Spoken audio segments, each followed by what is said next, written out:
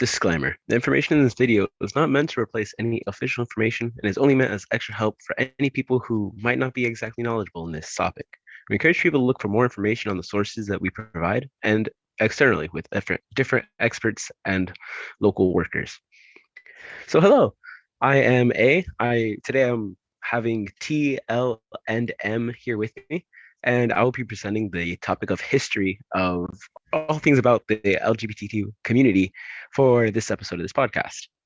So as far as why, I believe that it is important for any type of topic or any type of study to understand the history of their topic in order to appreciate the reason for more inclusive health ed for this one specifically, but then also to have just a simple understanding and be able to be knowledgeable about the arguments that are being presented.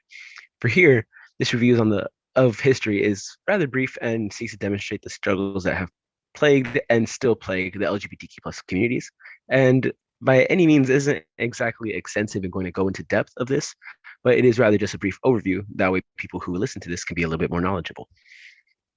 Okay, so some origins as far as when was homosexuality first seen. So scientists agree here that homosexuality has always existed and has been demonstrated across all cultures.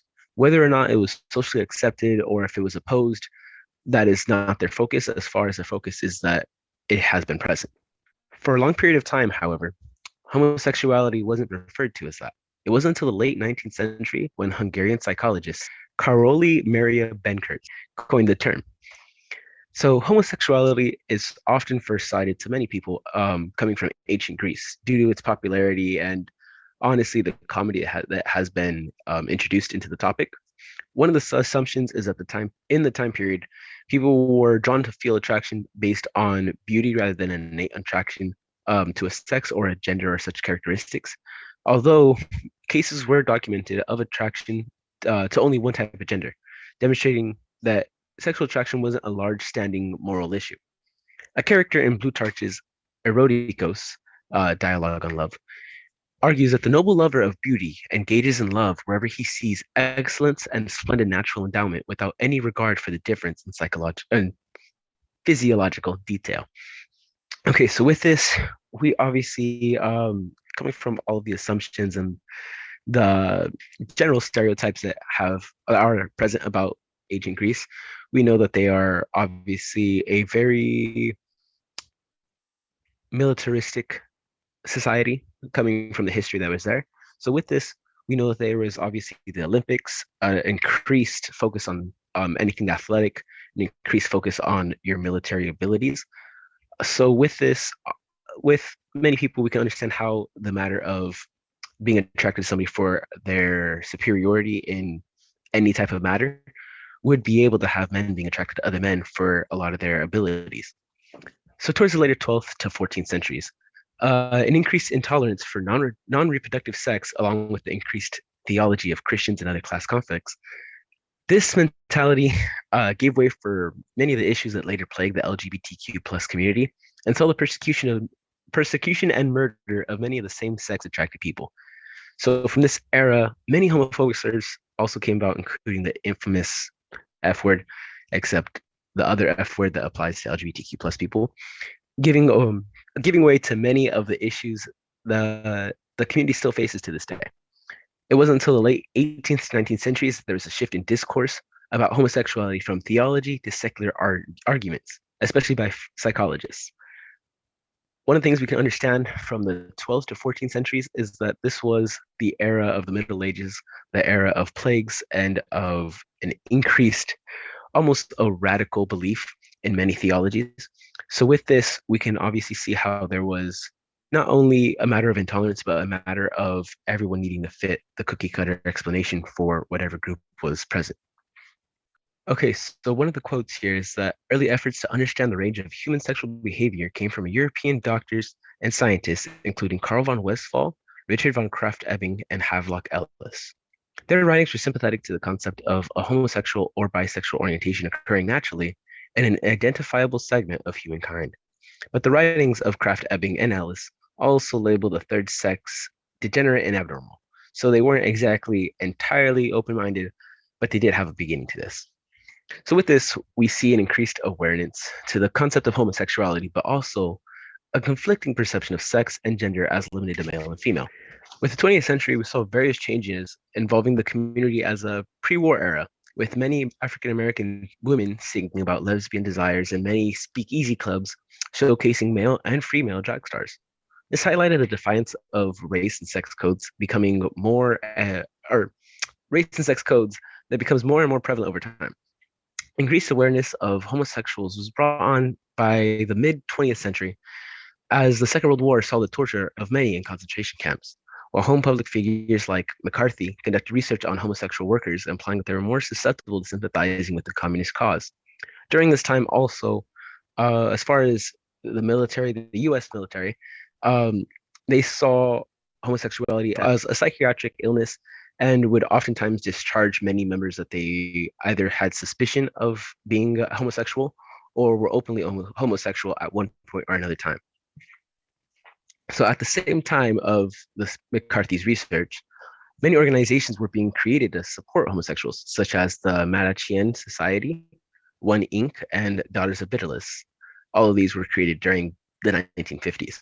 However, due to Cold War tensions and many religious notions, LGBTQ plus people were still at risk of psychiatric lockup, jail, losing jobs, losing custody of children, and many were subjected to conversion therapy. While in across the seas over in England, they had actually had different clinical trials for as far as their idea for what can cure homosexuality.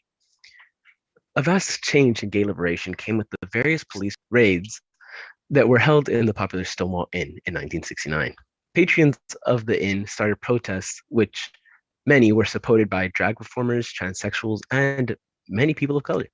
The women's suffrage movement impacted the movement for gay liberation as many lesbian women, tired of the male leadership of gay organizations, created their own organizations and called for lesbian rights in mainstream feminist groups such as the National Organization for Women, or NOW for short.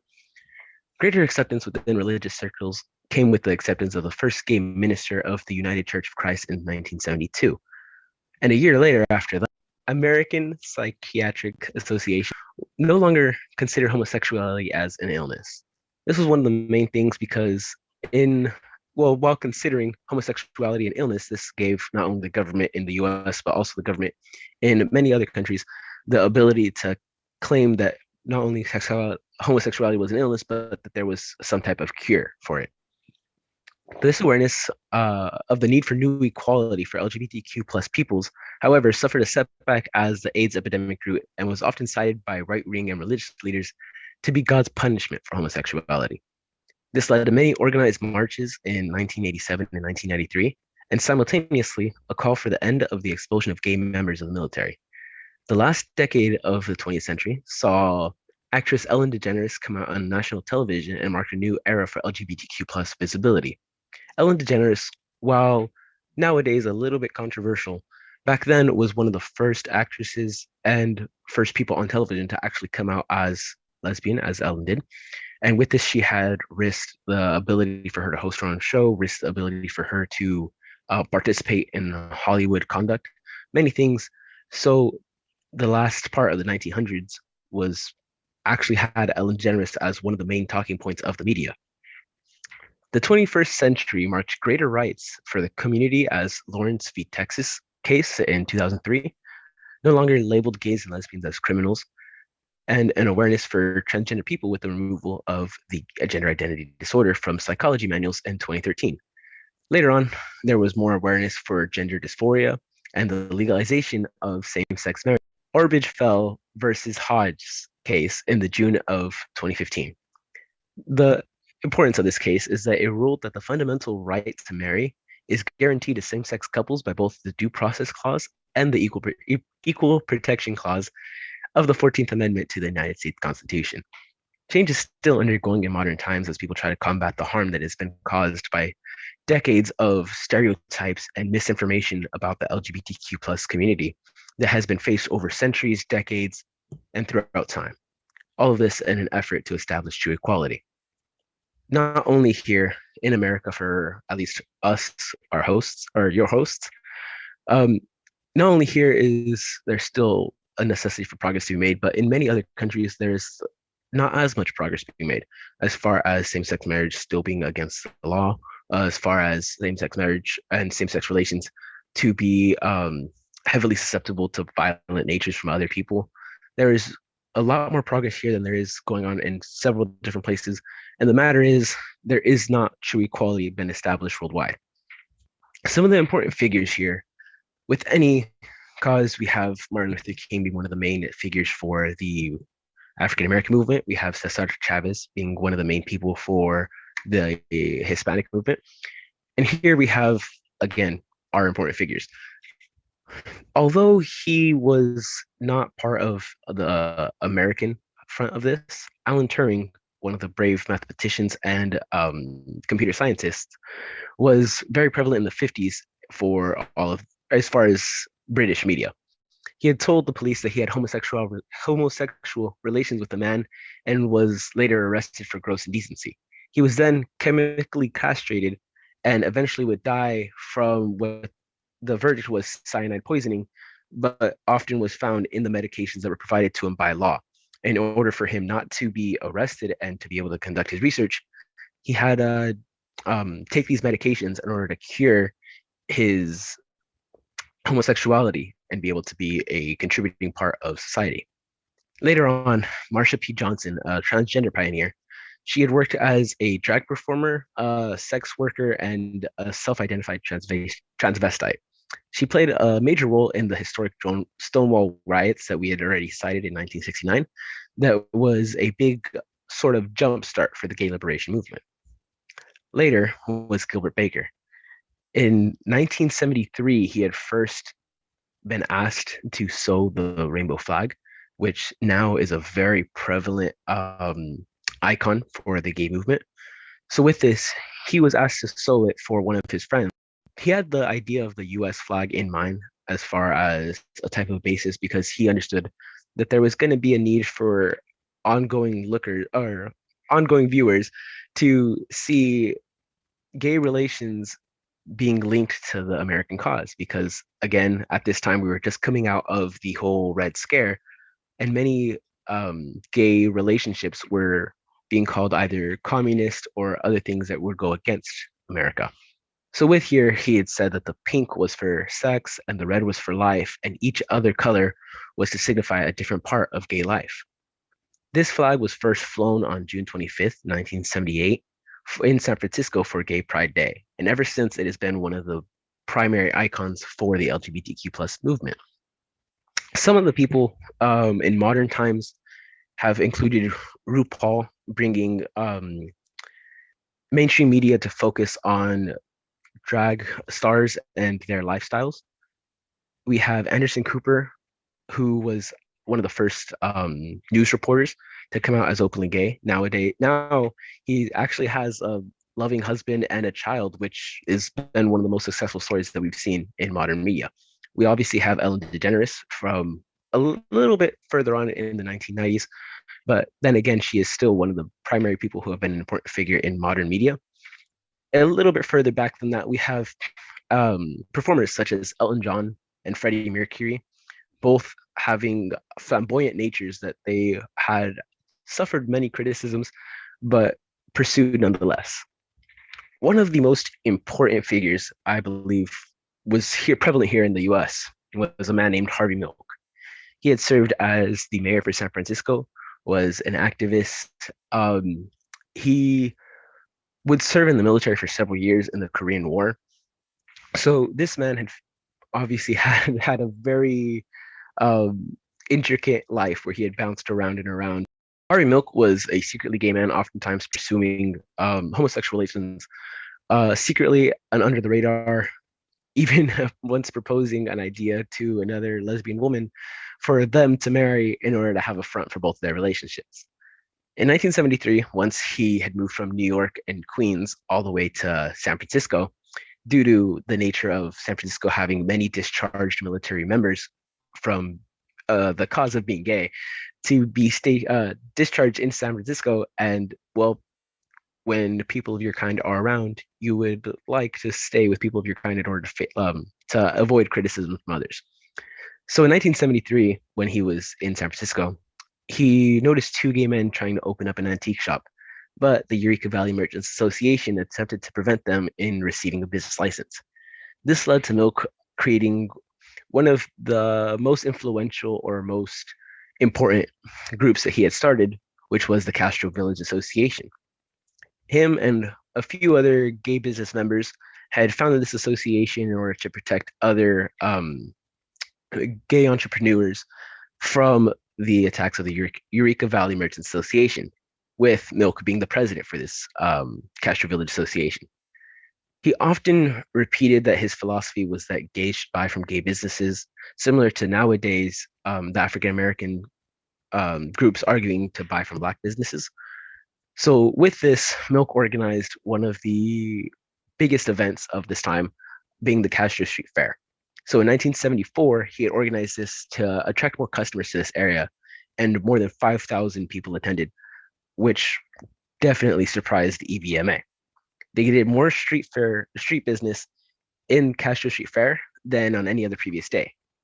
Later on, Milk would be pursuing his career in activism, for he found his passion here rather than in the army or studying stocks in Wall Street and any other job that he had, because obviously he had bounced around like I previously stated.